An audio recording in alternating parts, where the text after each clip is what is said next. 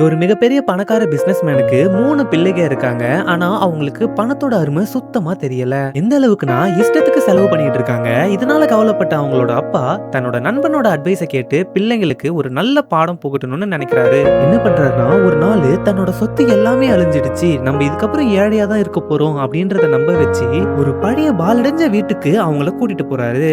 விடிய காலையிலேயே அவங்க எல்லாரையும் எழுப்பி நம்ம திரும்ப சொகுசா வாழணும்னா நீங்க எல்லாருமே வேலைக்கு போயிட்டு கடினமா உழைக்கணும். அது மட்டும் இல்லாம வாழ்க்கையோட கஷ்டமே தெரியாத இந்த 3 பேரும் வேலையை தேடி ரொம்ப அலைஞ்சுகிட்டு இருக்காங்க.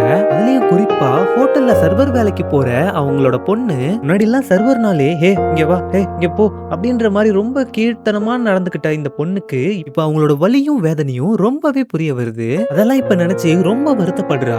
பணக்கார வீட்டு பிள்ளைகளுக்கு வாழ்க்கைன்னா என்ன, வாழ்க்கைய வாழறதுக்கு அர்த்தம் என்ன, இது எல்லாமே சொல்லி தர மாதிரி ஒரு சூப்பரான படம் தான் பாயில்டு பிராட். இந்த மாதிரி ஒரு அழகான படத்தை கண்டிப்பா மிஸ் பண்ணாம பாருங்க.